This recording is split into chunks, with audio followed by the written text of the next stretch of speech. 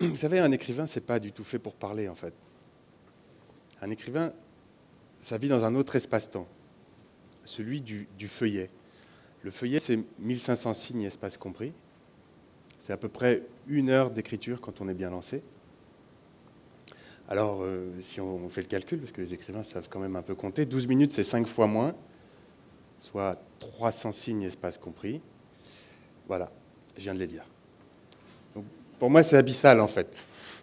C'est-à-dire qu'en à peine 30 secondes, j'ai déjà grillé 12 minutes de temps d'écriture. Autant dire que ma présence devant vous ce soir n'avait vraiment rien d'évident.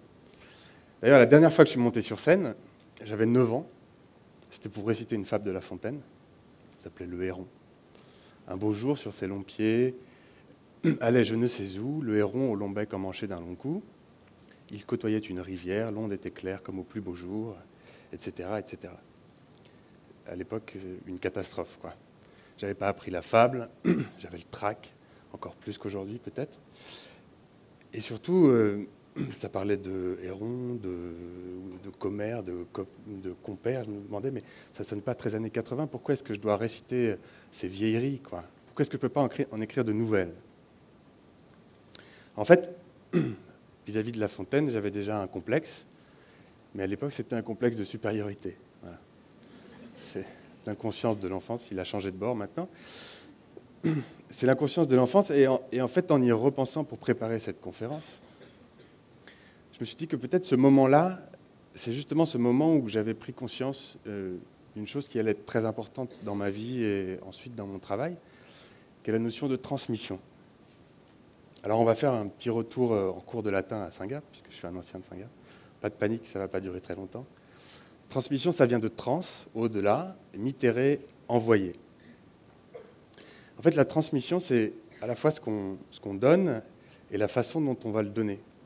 C'est aussi la façon dont on le reçoit et la façon dont on va le transmettre. En fait, la transmission, ce n'est pas seulement une action, mais c'est presque un espace-temps, quoi. Un écosystème d'actions qui sont engendrées par une volonté. La volonté de quelqu'un de porter quelque chose au-delà. Alors la soirée de ce soir, elle nous montre qu'il y a plein de façons de le faire. La mienne est un peu monomaniaque, elle a toujours été la même, c'est écrire. Alors,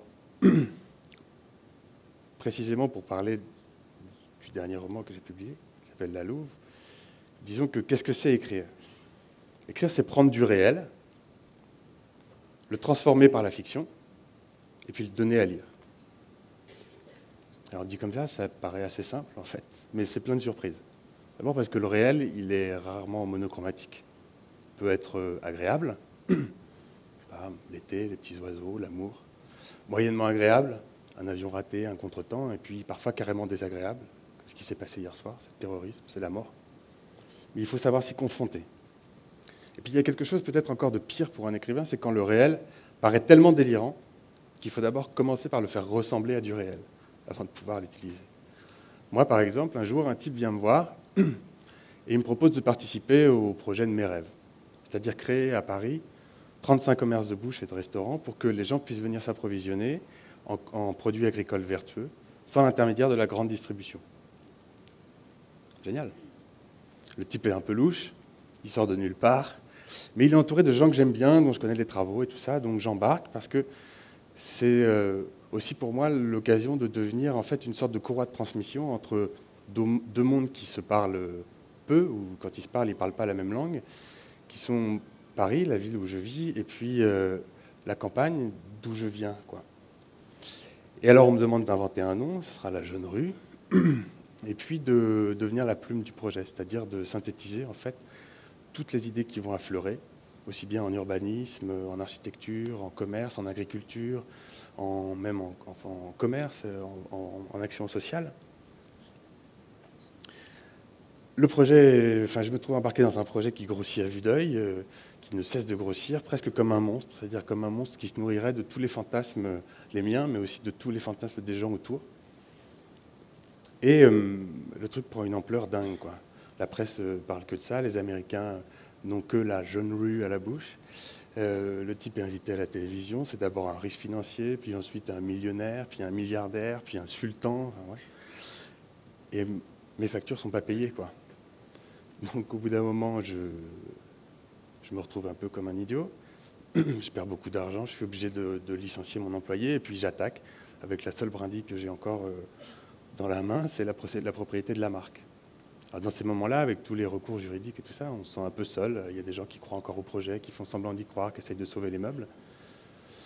Et puis, résultat, 1 an après, le truc explose. C'est à peu près 30 millions de dettes, 5 mois de prison pour le tycoon. Et puis nous, que nos yeux pour pleurer, quoi. Alors voilà du bon réel, me dirait monsieur l'écrivain. Oui, c'est vrai, mais qu'est-ce qu'on peut en faire? Des histoires d'escrocs, il y en a plein dans la littérature. Ça me semblait tout à fait personnel et finalement, ça ne me semblait pas très intéressant. Et finalement, la solution était dans Balzac. D'ailleurs, conseil d'amis, si vous avez un problème, la solution est souvent dans Balzac. Et là, en l'occurrence, c'était dans Les Illusions perdues, un livre qui a été écrit en 1837. Et puis Balzac le fait commencer à Angoulême. Et c'est une scène où le père Séchard, qui est un vieil imprimeur complètement radin, vend son imprimerie vétuste et en faillite à son fils. Et son fils voit très bien que c'est odieux et qu'il ne peut pas acheter ça, mais comme il ne peut pas refuser à son père, il achète l'imprimerie. Bon, alors au-delà du génie de cette scène, et puis comique, ça, je me suis demandé, mais pourquoi est-ce que Balzac faisait commencer son roman dans cette imprimerie-là? Et j'ai repensé au contexte, on est en 1837, c'est l'année où Auguste Blanqui va utiliser pour la première fois le mot de révolution industrielle. C'est un changement, c'est vraiment une période de bouleversement, la presse va devenir de plus en plus importante, il y a une grande diffusion de l'information, et puis il y a des choses qui surgissent, c'est-à-dire des financiers qui vont s'emparer des choses et tout ça. Et ça, Balzac, en une scène, il est capable d'éclairer tous ces monstres-là, c'est-à-dire à la fois les progrès possibles et à la fois tous les dangers vers lesquels on va. Et en lisant Les Illusions perdues, en fait, je me suis rendu compte que j'étais à un endroit de mon époque exactement, enfin, à peu près identique. C'est-à-dire qu'à Paris, la restauration marche très très bien, il y a beaucoup d'investissements, ça devient vraiment un lieu de pouvoir. Et puis de l'autre côté de la chaîne, l'équivalent de l'imprimerie d'Angoulême pour Balzac, eh bien, une agriculture qui est à bout de souffle. Et en fait, ça m'a donné une sorte de légitimité pour pouvoir construire cette fiction, qui est la Louve, et de pouvoir finalement essayer de trouver des échos. Et en fait, Balzac a été une sorte de courroie de transmission. Il m'a permis à moi-même de pouvoir retransmettre. Donc une fois qu'on a dépassé le réel par la fiction, il y a une autre question, mais c'est qu'est-ce qu'on donne à lire en fait? Une fois qu'on a montré que cet état de révolution. Parce que en 2017, c'est pas comme en 1837. En 2017, le problème n'est pas seulement industriel, il n'est pas simplement lié à l'imprimerie, il est en fait assez inédit. C'est quelque chose qui dépasse un petit peu l'humanité elle-même, c'est le problème de son environnement. Donc finalement, quand on est romancier, on se retrouve à éclairer des monstres comme ça. Et qu'est-ce qu'on donne? On donne des questions au lecteur. Quelle résilience est possible avec ça? Qu'est-ce qu'on va faire? Où est-ce qu'on va?